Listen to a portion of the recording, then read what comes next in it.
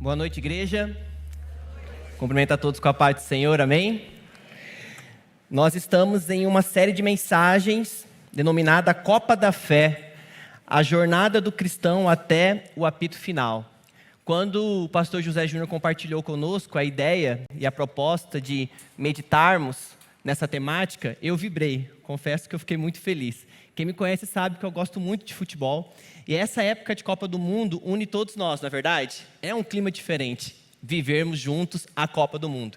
E essa temática é uma temática muito interessante, muito legal, a proposta de nós abordarmos esse tema. E eu fiquei pensando e orando como que eu poderia contribuir com essa série de mensagens, já que eu fui convocado a participar dela, com um texto bíblico que Deus pudesse falar ao seu coração. Portanto, nesta noite eu convido você a abrir o texto bíblico que se encontra em 1 Samuel, capítulo de número 25. E eu convido você a ler junto comigo os versículos de números 2 até o versículo de número 42. 1 Samuel, capítulo 25, versículos 2 até o versículo 42. Você pode acompanhar a leitura do texto também através do nosso sistema de multimídia. Eu leio na NVI. O texto diz assim: certo homem de Maom, que tinha seus bens na cidade de Carmelo, era muito rico, possuía 1.000 cabras e 3.000 ovelhas, as quais estavam sendo tosquiadas em Carmelo. Seu nome era Nabal e o nome da sua mulher era Abigail, mulher inteligente e bonita. Mas seu marido, descendente de Caleb, era rude e mau. E no deserto, Davi ficou sabendo que Nabal estava tosquiando as ovelhas. Por isso enviou 10 rapazes, dizendo-lhes: levem minha mensagem a Nabal, em Carmelo, e cumprimentem-no em meu nome. Digam-lhe: longa vida para o Senhor, muita paz para o Senhor e sua família, e muita prosperidade para tudo o que é seu. Sei que você está tosquiando suas ovelhas. Quando seus pastores estavam conosco, nós não os maltratamos, e durante todo o tempo que estiveram em Carmelo, nada que fosse deles se perdeu. Pergunte a eles, e eles lhe dirão. Por isso, seja favorável, pois estamos vindo em época de festa. Por favor, dê a nós, seus servos, e a seu filho Davi, o que puder. Os rapazes foram e deram a Nabal essa mensagem, em nome de Davi, e ficaram esperando. Então Nabal respondeu aos servos de Davi: quem é Davi? Quem é esse filho de Jessé? Hoje em dia, muitos servos estão fugindo de seus senhores. Por que deveria eu pegar o meu pão e minha água e a carne do gado que abati para os meus tosqueadores e dá-los a homens que vêm não se sabe de onde? Então os mensageiros de Davi voltaram e lhe relataram cada uma dessas palavras. Davi ordenou aos seus homens: ponham suas espadas na cintura. Assim eles fizeram, e também Davi. Cerca de 400 homens acompanharam Davi, enquanto 200 permaneceram com a bagagem. Um dos servos disse a Abigail, mulher de Nabal: no deserto, Davi enviou mensageiros para saudar o nosso Senhor, mas ele os insultou. No entanto, aqueles homens foram muito bons para conosco, não nos maltrataram, e durante todo o tempo em que estivemos com eles nos campos, nada perdemos. Dia e noite eles eram como um muro ao nosso redor, durante todo o tempo em que estivemos com eles cuidando de nossas ovelhas. Agora leve isso em consideração e veja o que a senhora pode fazer, pois a destruição paira sobre o nosso Senhor e sobre toda a sua família. Ele é um homem tão mau que ninguém consegue conversar com ele.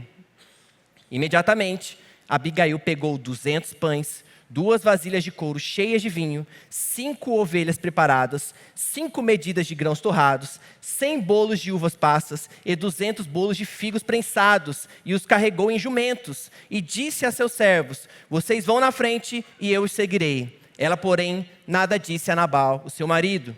Enquanto ela ia montada no jumento, encoberta pela montanha, Davi e seus soldados estavam descendo em sua direção, e ela os encontrou. Davi tinha dito: de nada adiantou proteger os bens daquele homem no deserto, para que nada se perdesse. Ele me pagou o bem com o mal. Que Deus castigue Davi e o faça com muita severidade, caso até de manhã eu deixe vivo um só do sexo masculino de todos que pertencem a Nabal. Quando Abigail viu Davi, desceu depressa do jumento e prostrou-se perante Davi com o rosto em terra. Ela caiu a seus pés e disse: meu senhor, a culpa é toda minha. Por favor, permite que a tua serva te fale. Ouve o que ela tem a dizer.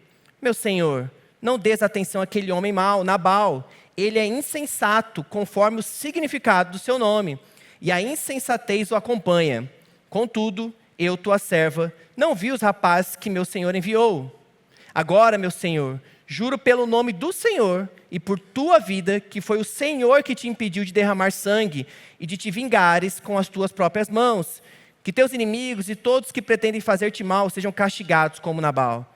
E que este presente que esta tua serva trouxe ao meu Senhor seja dado aos homens que te seguem.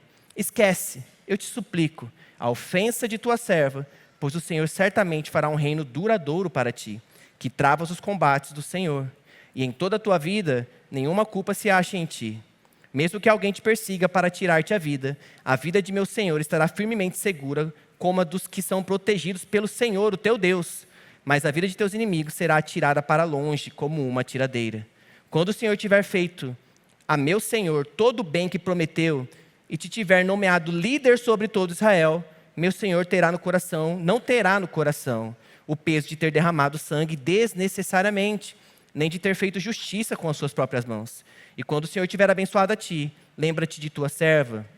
Então Davi disse a Abigail: bendito seja o Senhor, o Deus de Israel, que hoje a enviou ao meu encontro. Seja você abençoada pelo seu bom senso e por evitar que eu hoje derrame sangue e me vingue com minhas próprias mãos. De outro modo, juro pelo nome do Senhor, o Deus de Israel, que evitou que eu fizesse mal a você, que se você não tivesse vindo depressa encontrar-me, nenhum do sexo masculino pertencente a Nabal teria sido deixado vivo ao romper do dia.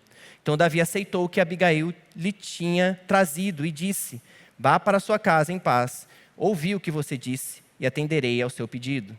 Quando Abigail retornou a Nabal, ele estava dando um banquete em casa, como um banquete de rei. Ele estava alegre, bastante bêbado, e ela nada lhe falou até o amanhecer. De manhã, quando Nabal estava sóbrio, sua mulher lhe contou tudo, e ele sofreu um ataque e ficou paralisado como pedra. Cerca de 10 dias depois, o Senhor feriu Nabal e ele morreu. E quando Davi soube que Nabal estava morto, disse: bendito seja o Senhor que defendeu a minha causa contra Nabal, por ter me tratado com desprezo.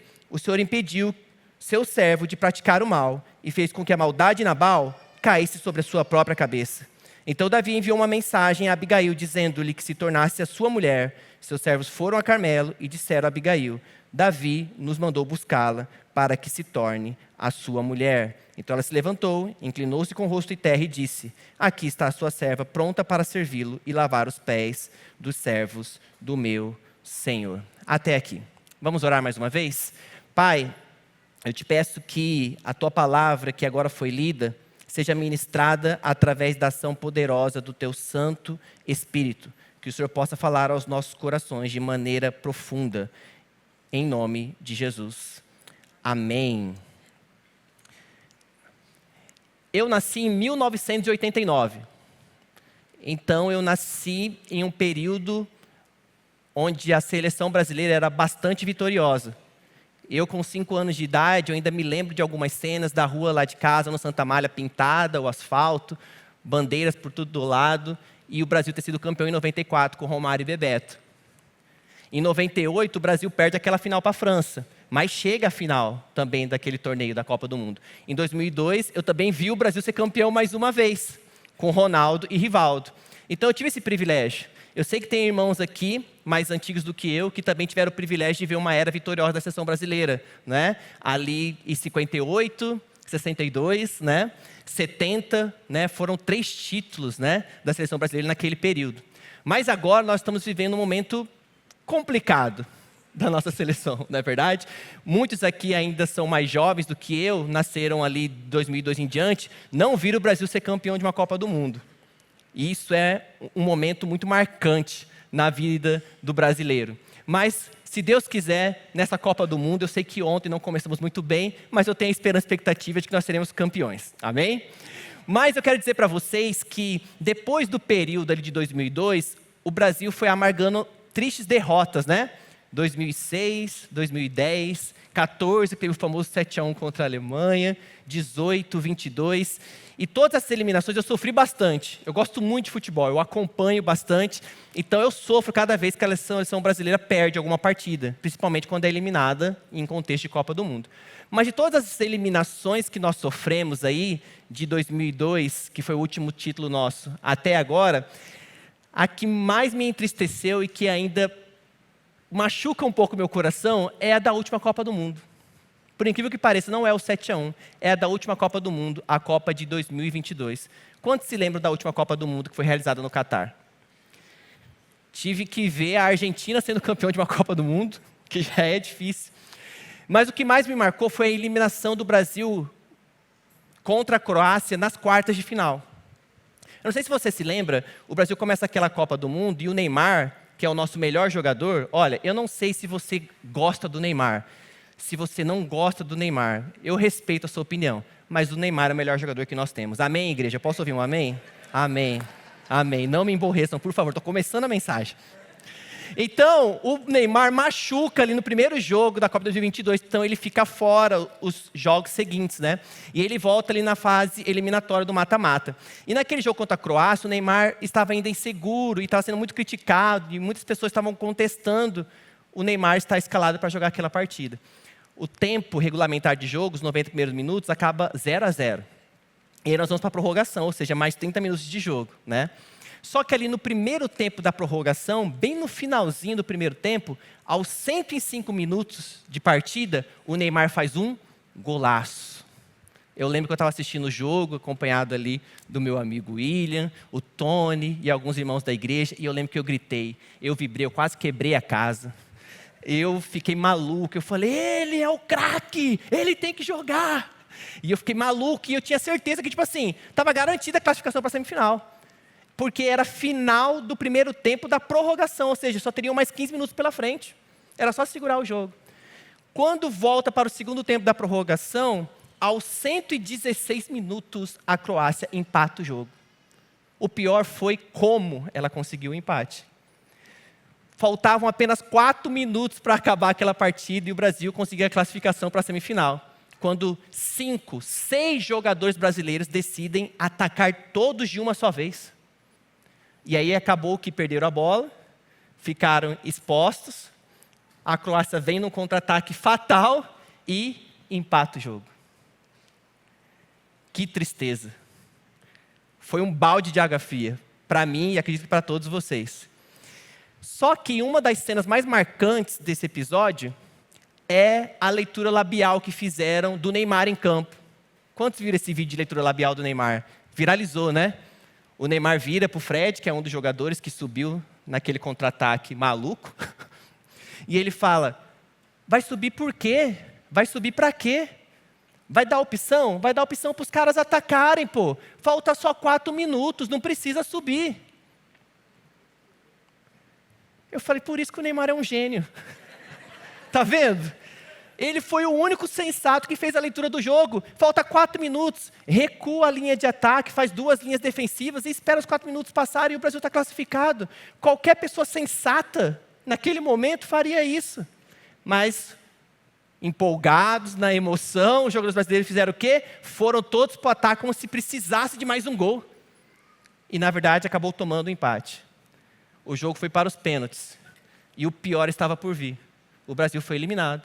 E o Neymar, que é o nosso melhor jogador, não bateu o pênalti. Aquilo para mim foi o fim da picada. Eu lembro que eu tinha um torneio para jogar no outro dia de futevôlei, né? Eu fui destabilizado, já falei para ele, ó, eu tô mal. Eu não me recuperei ainda de ontem, eu tô mal, não deu outra. Não deu outra. Não deu bom o torneio. Eu fiquei mal, eu tô mal até hoje. E por que eu estou falando isso para os irmãos? Porque o tema da mensagem de hoje é sensatez versus insensatez. Foi sensato o que os jogadores da seleção brasileira fizeram ali, faltando 4 minutos de jogo? Não. Espera o jogo acabar. Falta 4 minutos. O que dá para fazer em 4 minutos? Um miojo? 4 minutos. mas eles foram para o ataque e tomaram o contra-ataque. E o restante da história você já sabe. Vamos tentar esquecer isso, né? Mas aquele episódio me faz pensar que, às vezes, o que falta para nós é o que faltou para o jogador da seleção brasileira. Um pouquinho de sensatez, sabedoria, inteligência, saber olhar para o ambiente, para o cenário, fazer a leitura correta e se comportar da melhor maneira. E o que isso tem a ver com o texto que nós acabamos de ler? Bom, o texto que nós acabamos de ler conta a história de um homem chamado Nabal, que o seu nome já traz um significado ruim, insensato. E a sua esposa, embora sendo a sua esposa, era o extremo oposto. Abigail era uma mulher bonita, inteligente e sensata. E surge um outro personagem nessa história, que é Davi, que aqui ele oscila entre a sensatez e a insensatez. E eu quero chamar a sua atenção para essa história, dar destaque a alguns pontos que eu percebi aqui neste texto, e eu espero que você possa meditar e refletir em tudo aquilo que for falado aqui, para que o Senhor possa moldar o seu comportamento, para que você saia daqui um homem e uma mulher buscando a sensatez. Amém? A primeira coisa que eu quero destacar aqui essa noite é de que a insensatez, ela é mesquinha, mas a sensatez é generosa. O texto que acabamos de ler diz que Davi estava no deserto. Davi estava fugindo de Saul. Davi já havia sido ungido rei de Israel, mas Saul ainda era o rei de fato. Quando ele soube disso, ele decide perseguir Davi a fim de matá-lo. Então Davi foge para o deserto.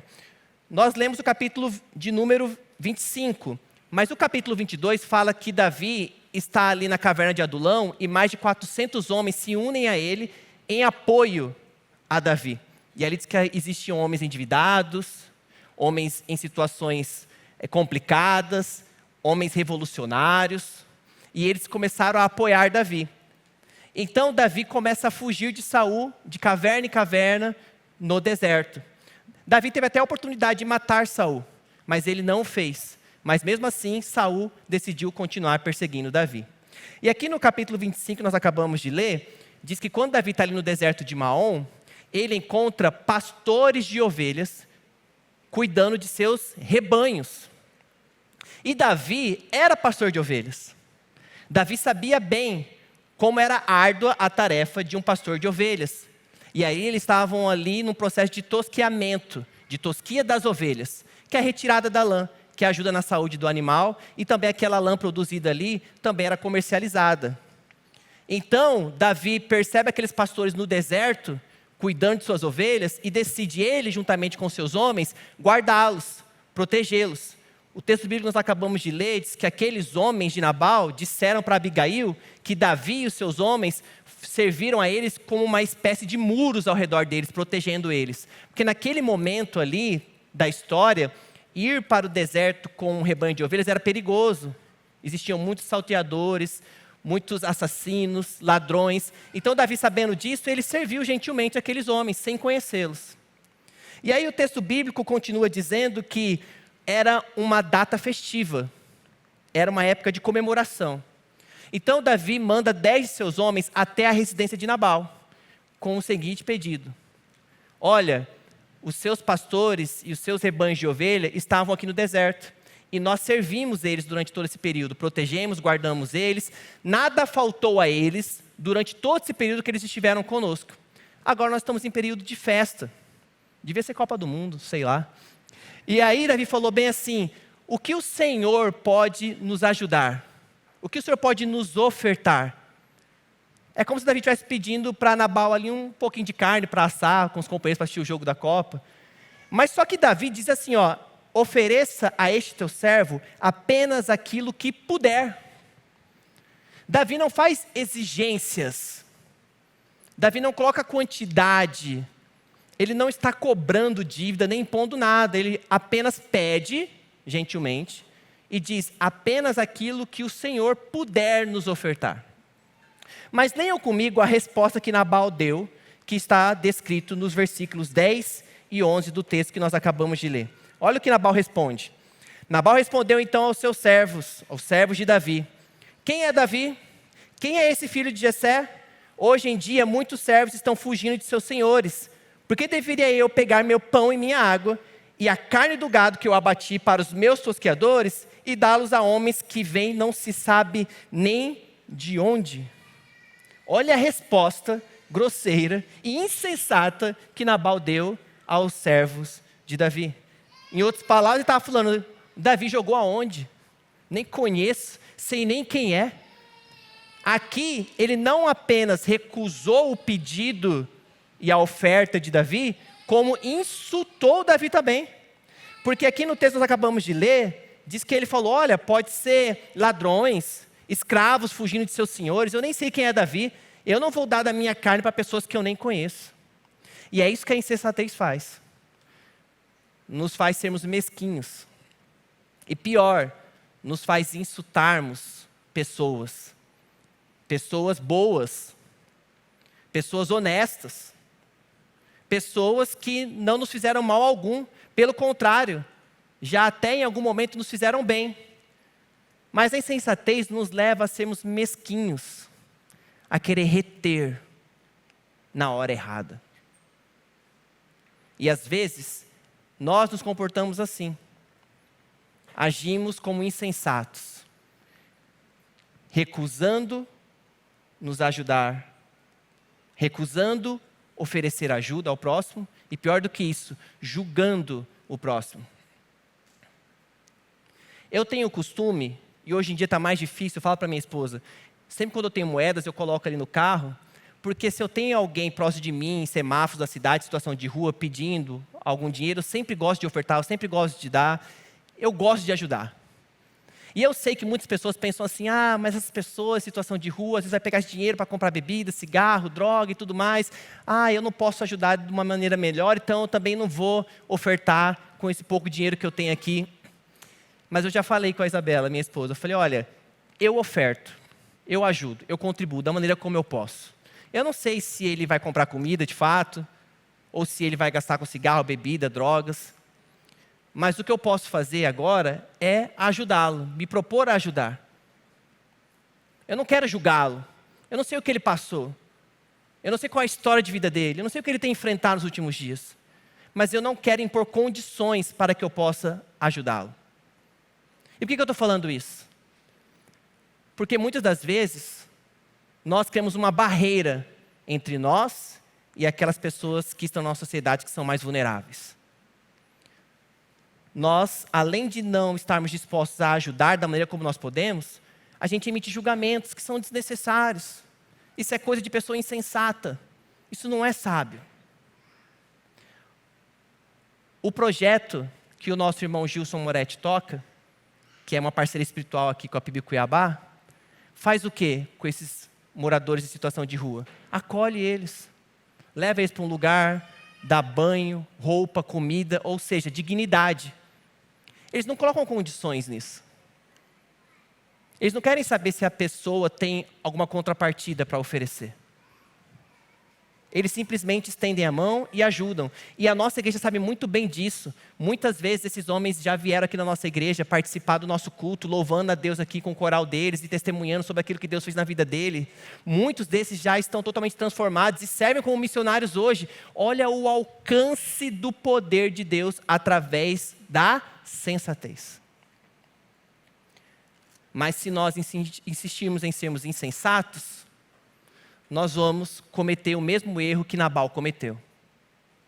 Além de deixar de oferecer ajuda, nós vamos julgar de maneira equivocada as pessoas, e isso pode sim atrair o mal para as nossas vidas.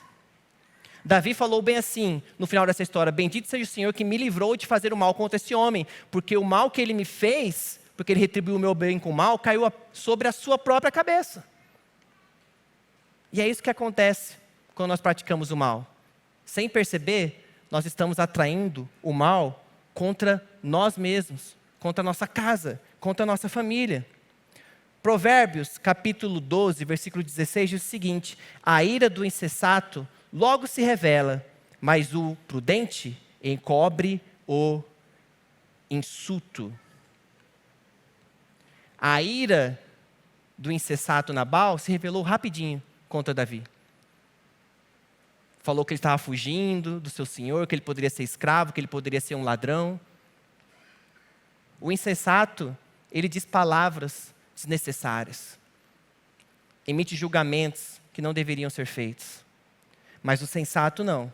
O sensato, ele sempre pensa antes de agir. Ele não diz palavras desnecessárias. Ele não solta palavras ao vento. Ele não insulta o próximo. Nabal, aqui, ele finge que ele não conhece Davi. E por que eu digo que finge? Porque Davi aqui já tinha vencido Golias. E o nome de Davi já era famoso entre o povo de Israel. É só você perceber na leitura do texto. Abigail conhecia Davi. Ela contou detalhes da vida de Davi. Vocês acham que Abigail conhecia a fama de Davi e Nabal não? Existia uma canção que era entoada no território de Israel naquela época. Saul matou 1000, Davi matou 10.000. É claro que Nabal conhecia a fama de Davi, mas insensato como ele era, ele decidiu ignorar, desprezar Davi. Recusar a ajuda a Davi, que tinha ajudado ele e seus homens, e ainda desprezá-lo, insultá-lo. Não podemos agir assim. Precisamos buscar sempre a sensatez, que é generosa, como foi a atitude de Abigail. Leiam comigo os versículos 18 e 19. Olha o que Abigail, a sensata, decidiu fazer, quando ela foi informada sobre aquela situação através dos seus servos. Imediatamente, Abigail pegou 200 pães, 2 vasilhas de couro cheias de vinho, 5 ovelhas preparadas, 5 medidas de grãos torrados, 100 bolos de uvas passas, 200 bolos de figos prensados, carregou todos os jumentos e disse aos seus servos: vão na frente e eu os seguirei. Olha o tanto de coisa que essa mulher, chamada Abigail, preparou para oferecer a Davi e aos seus homens. É muita coisa. É muita coisa. Davi falou, através dos seus servos, a Nabal, apenas aquilo que o Senhor puder ofertar. Abigail foi lá e fez o quê? Deu o seu melhor. Porque a sensatez faz isso, nos faz oferecermos o que nós temos de melhor. Isso é ser sensato. É dar o nosso melhor. Ao contrário da insensatez, que é mesquinha, a sensatez é generosa. Ela ajuda prontamente, com alegria, com disposição. Ela oferece tudo aquilo que está ao seu alcance. Ela não retém, ela libera. É por isso que essa noite eu quero chamar a sua atenção para esse primeiro ponto da mensagem. Sejamos sensatos. Busquemos ajudar as pessoas sem olhar a quem. Vocês se lembram da parábola do bom samaritano? Que Jesus certa vez contou? Naquela parábola, Jesus diz o seguinte: que um homem estava viajando na estrada entre Jericó e Jerusalém, e ele então é assaltado, e é ferido. E a primeira pessoa que passa naquela estrada, naquela parábola, ilustração de Jesus, é um sacerdote, ou seja, uma autoridade religiosa do povo judeu. E ele vendo aquele homem jogado na estrada ferido, o que ele fez? Ele passa por aquele homem do outro lado da estrada, e vai embora, ignora. Naquela parábola, Jesus disse que depois veio o quê? Um levita. Outra autoridade religiosa do tempo. E ele faz o mesmo que o sacerdote. Passa para o outro lado da estrada e segue a sua viagem e ignora aquele homem machucado. Mas depois, Jesus disse que vem quem? Um samaritano. E o samaritano, naquela época, era inimigo do povo judeu. Então, Jesus, intencionalmente, está ensinando através daquela parábola do bom samaritano, que nós devemos ajudar as pessoas. E, se for preciso, passar por cima das barreiras que nos separam. Então, o samaritano decide ajudar aquele homem, cuida das feridas dele, leva ele para uma hospedaria e diz para o dono da hospedaria: olha, eu vou seguir viagem, mas você pode cuidar desse homem e oferecer a ele tudo o que ele precisar. Quando eu voltar, eu vou arcar com toda a despesa. Isso é ser sensato. É ser generoso. É ajudar, é estender a mão, é contribuir. É uma generosidade sem limites, assim como foi a generosidade de Abigail. É por isso que eu quero encorajar você, meu irmão e minha irmã, a sermos sensatos, a estarmos sempre dispostos a ajudar, sem colocar condições. Afinal de contas, o nosso Senhor nos ajudou nos resgatou, nos tirou das trevas e nos trouxe para a sua maravilhosa luz sem impor condições.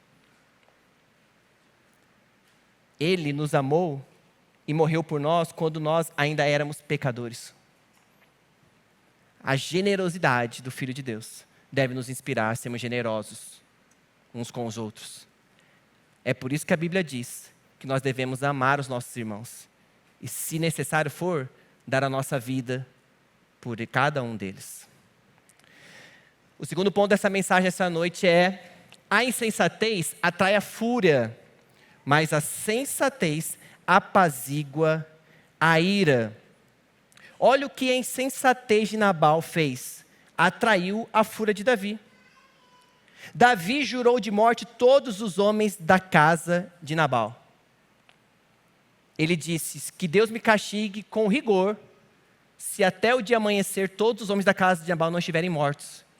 Olha o tamanho da fúria de Davi. O que Abigail tinha a ver com isso? Vamos parar para analisar e pensar aqui? Diretamente, nada. Porque Davi falou que ia matar quem? Os homens da casa. Abigail, sendo mulher, não seria morta. Só que o texto bíblico diz que, sendo sensata, Abigail se coloca no lugar de apaziguar a fúria e a ira de Davi. Porque Davi, mesmo tendo um comportamento sensato até aqui, perdeu a sua sensatez, deixou a insensatez tomar conta do seu coração e falou: agora eu vou matar todo mundo. Eu não quero saber. Levou 400 homens até a casa de Nabal e falou: eu vou matar todo mundo. Mas Abigail, quando soube disso, ela decidiu intervir naquela situação. E ela age com sensatez. E ela consegue mediar aquele conflito. Se por um lado a insensatez atrai a fúria, a sensatez, ela apazigua o coração e a ira dos homens. Abigail estava entre a ira e a fúria de dois homens, Davi e Nabal.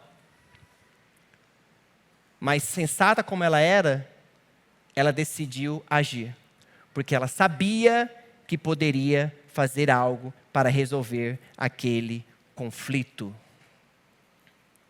Às vezes eu penso, meditando nessa história, que existem muitos conflitos ao nosso redor, que não estão nos afetando diretamente, mas que indiretamente, se você parar para pensar, isso, querendo ou não, afeta você também. Por mais que Davi não fosse matar Abigail por ela ser mulher, ela iria perder o seu marido, iria perder a sua casa, os servos dela, que eram todos homens.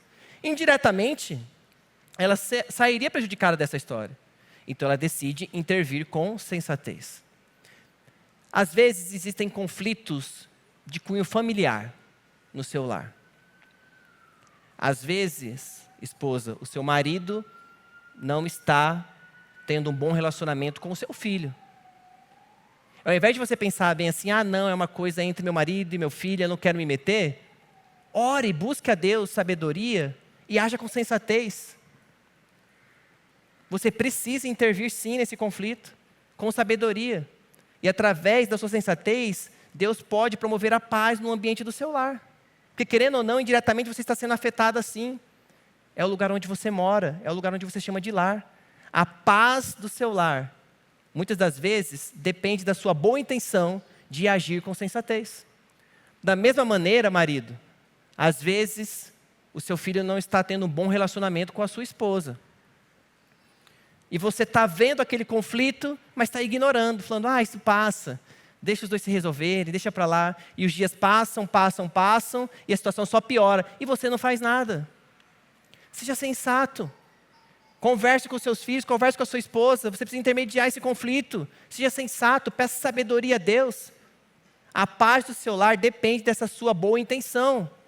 Depende da sua sensatez. Faça algo. O que nós não podemos fazer é ficar de braços cruzados. Existem tantos conflitos ao nosso redor. No seu ambiente de trabalho, no seu ambiente profissional, pode estar existindo conflitos entre colegas de trabalho, uma situação complicada. E você, sendo um servo, uma serva de Deus, precisa agir. Seja sensato. Permita que Deus use você com sabedoria. Você pode sim fazer a diferença naquele conflito com sensatez. Porque a sensatez, ela apazigua a ira e ela traz paz. Paz à situação. Paz a qualquer ambiente. Uma pessoa sensata, inserida em um contexto de conflito, ela nunca vai cruzar os braços e ignorar a situação. Ela sempre vai agir. E Deus dá graça. Deus dá graça. Talvez você esteja ouvindo agora este ponto da mensagem e pensando, é verdade, pastor, tem um conflito lá na minha casa e eu estou receoso, estou com medo de me envolver, de tomar partido, de ferir o coração do meu filho, da minha filha ou da minha esposa. Ou talvez você, esposa, esteja pensando que é verdade, tem um conflito lá entre o meu marido e o meu filho, mas eu tenho medo de me envolver. Não tenha medo. Abigail não teve medo. Ela estava entre a fúria de 2 homens. E ela já sabia que esses homens estavam a caminho da casa dela com o objetivo de matar todos os homens da casa dela. Ela sabia que ela estava correndo risco de vida. Mas a sensatez dela falou mais alto. Fez ela se expor, sim, mas com sabedoria. A ponto de resolver o conflito. Peça para Deus graça. Se for necessário, graça sobre graça. Mas não fique de braços cruzados. Deixe Deus agir no seu lar através da sua vida. Se consagre ao Senhor. Se você quer ver aquele conflito se resolver, você precisa agir. Você não pode simplesmente esperar que aquilo acabe. Porque aquilo nunca vai terminar se alguém sensato não agir. Então haja com sensatez. Não tenha medo dos conflitos, não tenha medo dos confrontos. Fazem parte da vida, é necessário. Nós não podemos fugir deles. Às vezes, como Davi, nós oscilamos entre a sensatez e a insensatez. Faz parte, nós somos seres humanos. As emoções às vezes falam mais alto, tomam conta dos nossos corações. E às vezes a gente é tomado pela fúria. Mas como é bom ter uma pessoa sensata ao nosso lado nesses momentos para dizer bem assim, calma, vai devagar, respira, não é bem por aí. É ou não é verdade? É claro que no exemplo do meu lar, a maioria das vezes é minha esposa, sensata. Respira, calma, não grita com as crianças, amém? Respira fundo, são crianças, faz parte do processo. Como é bom você ter uma pessoa sensata ao seu lado, apaziguando a ira. Mas quando você não tem, a ira toma conta e você faz coisas assim de maneira impensada, que depois que a ira passa, você para pensar e diz, por que eu fiz isso? Qual a necessidade? E aí eu vou dizer, a partir do momento que você fez, ou soltou aquelas palavras, que palavras não voltam atrás, você machuca, fere pessoas. E as consequências disso são graves, muito graves. Tem palavras que às vezes nós estamos dizendo aos nossos filhos que vão marcá-los para o resto da vida. Feito num momento de insensatez, de fúria. Não são palavras inocentes. São feridas que podem feri-las eternamente.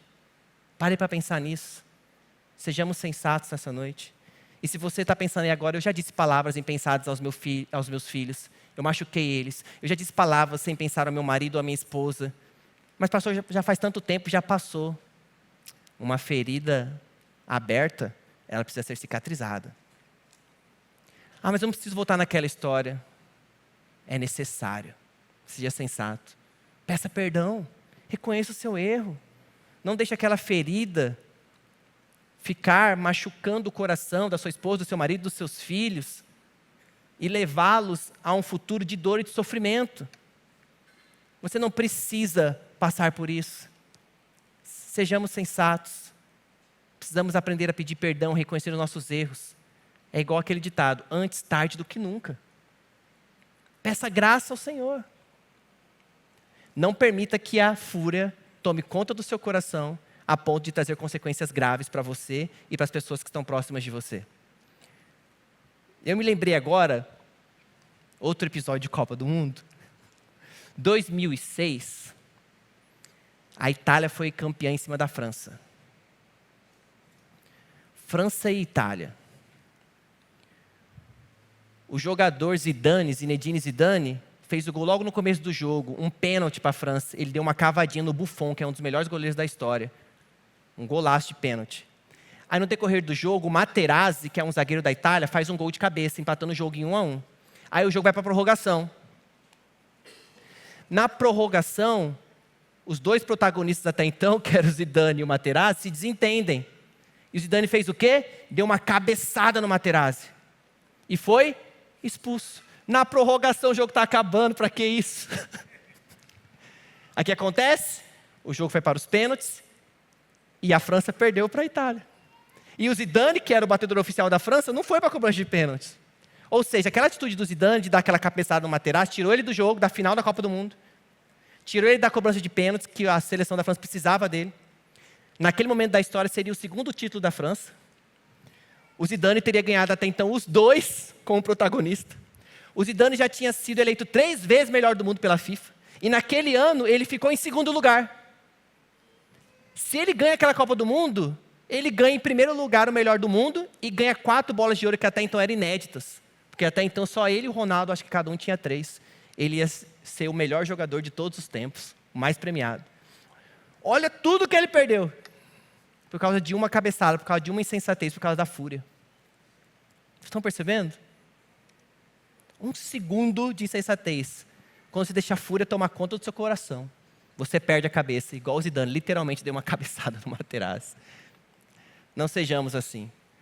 Parece uma situação inocente. Ah, foi algo que eu cometi ali sem pensar, já passou, mas as consequências, elas continuam. Que não sejamos assim. Que possamos ser sensatos, assim como Abigail, dispostos a intervir em situações complicadas, conflitos, e apaziguar a ira dos homens. Amém?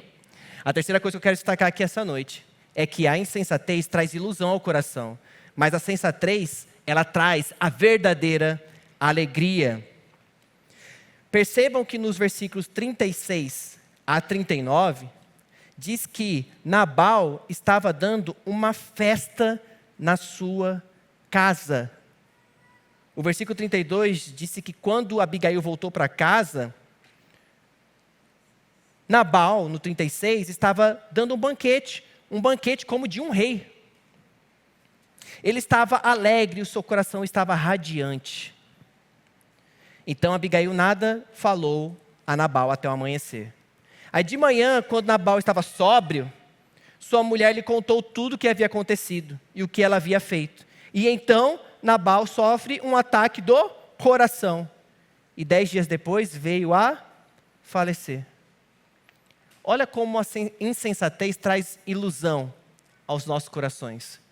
No momento onde Nabal deveria estar em estado de alerta, porque ele provocou um homem de guerra, insultou não apenas Davi, mas todos os seus homens, que somados eram 400 que estavam a caminho da sua casa, quando a morte estava em direção a Nabal e a sua casa, o que ele estava fazendo?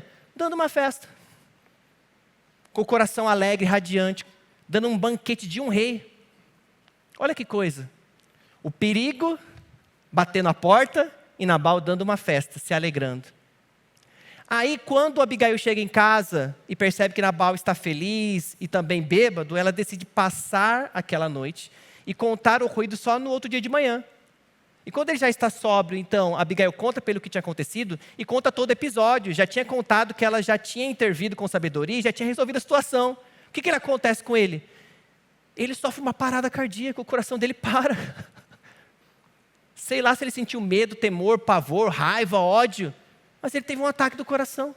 Espera aí, no momento em que era para ele ter medo, estar assustado, porque tinham mais de 400 homens indo em direção à casa dele para matá-lo, ele estava alegre, dando festa. Mas no momento em que Abigail conta para ele o que tinha acontecido e como a situação já tinha se resolvido, que era para ele se alegrar, agradecer a sensatez da esposa, talvez ele tenha se enchido de medo, de pavor, de ouvir aquela história e teve uma parada cardíaca. É isso que a insensatez faz, traz ilusão ao nosso coração. A insensatez nos engana. A Bíblia já diz que o coração do homem é enganoso, mas sendo insensatos é pior ainda.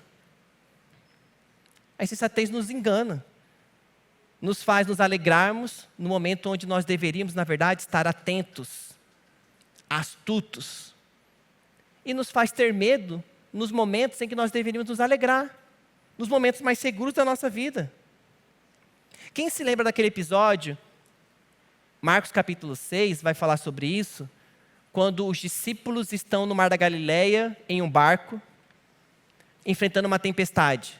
A Bíblia diz que era a 4ª vigília da noite, era entre 3 e 6 da manhã. E a tempestade estava batendo contra a embarcação deles, e diferente do primeiro episódio, onde Jesus estava no barco, agora Jesus não estava. E aí os discípulos estavam com medo de morrer naquela tempestade. Aí o texto bíblico diz que Jesus vai ao encontro deles caminhando sobre as águas. Naquele momento, é um momento de alegria. Jesus chegou, o Salvador chegou. Do mesmo jeito que ele parou a tempestade no primeiro episódio, agora ele vai parar de novo. Estamos salvos. Era um momento de alegria. Mas o que aconteceu? A insensatez do coração dos discípulos fizeram eles enxergar Jesus como um fantasma. Eles viram Jesus como um fantasma. E a Bíblia diz que eles se encheram de medo e gritaram: "Ah, é um fantasma!" Fico imaginando Jesus. Eu? Estou caminhando com vocês faz quanto tempo? Não estão me reconhecendo, não? Jesus diz isso. Calma, não tenham medo, sou eu. Mas a insensatez e o coração tomado pelo medo nos faz enxergarmos coisas que não são reais. Traz ilusão. Eles acharam que era um fantasma. Na verdade, ali eles deveriam se alegrar, falar: Jesus chegou, agora a tempestade vai acabar. E às vezes isso acontece comigo e com você também. Nós estamos vivendo momentos difíceis, delicados, complexos em nossas vidas. Uma verdadeira tempestade. E tudo que mais desejamos nesse momento é que Jesus venha ao nosso encontro, nos salvar, interferir naquela situação, parar a tempestade. E a gente clama, ora, grita por Jesus, assim como eu acredito que os discípulos estavam desesperados para Jesus aparecer. Mas quando Jesus de fato aparece em meio à tempestade, às vezes o nosso coração está com tanto medo, tamanha é a ilusão, que a gente não consegue enxergar Jesus. E a gente começa a falar absurdos, como os discípulos disseram: não é Jesus não, é um fantasma. Não é Jesus não, é alguém que veio para nos assombrar. É alguém que veio para piorar a nossa situação. Mas na verdade é Jesus.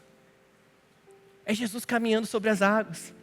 É Jesus indo ao seu encontro para te salvar, para te resgatar, para te livrar daquela tempestade. É Jesus que está chegando mais uma vez, como Ele já fez outras vezes, como Ele já havia feito isso na vida dos discípulos outra vez, para apaziguar o cenário, dar uma palavra de ordem e tudo cessar. Mas às vezes as experiências passadas com Jesus não são suficientes, sabe? A gente se esquece muito rápido do que Jesus já fez por nós. Insensatos. Como nós somos insensatos. E aí quando Jesus aparece 1, 2, 3, quantas vezes forem necessárias, a gente não consegue identificá-lo. Mas eu quero te dizer uma coisa, ainda dá tempo. Ainda dá tempo de você procurar viver uma vida sensata, uma vida sem ilusão. Uma vida que experimenta a verdadeira alegria que vem do trono de Deus. Uma alegria que contempla Jesus em todos os momentos, em todas as situações, em todos os cenários, seja uma tempestade ou não. O seu coração sempre vai se alegrar ao contemplar a presença de Jesus. Porque a Bíblia diz que Ele é Emmanuel, aquele que se faz presente em todos os lugares, em todas as circunstâncias. Essa foi a promessa dele para nós antes de subir aos céus. Eis que eu estarei convosco todos os dias, até o fim dos tempos. Não permita que a ilusão roube a percepção da presença de Jesus na sua vida. Eu não sei o que você está vivendo, o que você está enfrentando nos últimos dias, mas uma coisa eu sei, Jesus está lá. Ele está lá. Talvez você não esteja conseguindo enxergar, porque a tempestade está muito forte. Ventos, muita chuva. Os discípulos estavam enfrentando uma tempestade à noite. Talvez você esteja com dificuldade de enxergar Jesus em meio à tempestade que você está vivenciando nos últimos dias. Mas eu quero afirmar a você, baseado na palavra de Deus.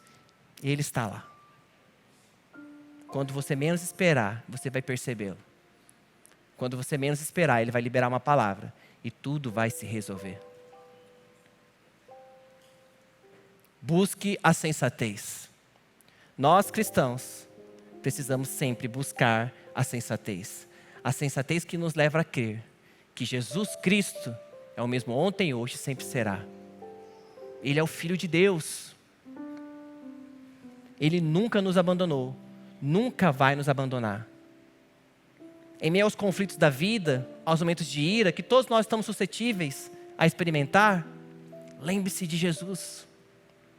Lembre-se de Jesus. Nos conflitos familiares, conjugais, lembre-se de Jesus. Nos conflitos que acontecem nos cenários e nos ambientes de trabalho, lembre-se de Jesus. Não fique de braços cruzados. Haja quando for necessário. Permita-se ser usado. O mesmo Pedro que estava naquele barco e com os outros companheiros disse, é um fantasma? Depois de perceber Jesus, ele disse, então eu quero também andar sobre as águas. Eu também quero. Se é o Senhor, então manda-me ir ter contigo. E ele foi. Ele viveu o sobrenatural. Os sensatos, aqueles que conseguem enxergar a realidade de quem Jesus é, experimentam o sobrenatural. Caminham sobre as águas. Esse é o desejo de Jesus para a minha vida e para a sua vida. Que possamos sempre estarmos dispostos a enfrentar as turbulências, tempestades da vida, os momentos de dificuldade e ira. Estarmos sempre prontos para viver o sobrenatural que o Senhor tem preparado para cada um de nós. Creia nisso. Creia nessa realidade. Busque essa verdade. Que sejamos sensatos em toda a nossa caminhada cristã, até que possamos nos encontrar novamente com Ele. Aquele que, antes de todos, foi o mais sensato, como diz Filipenses capítulo 2, deixou a sua glória por amor. Não considerou que o ser igual a Deus era algo que devia se apegar. Antes Ele se entregou, se esvaziou, se humilhou e se entregou em amor a nós. Amém?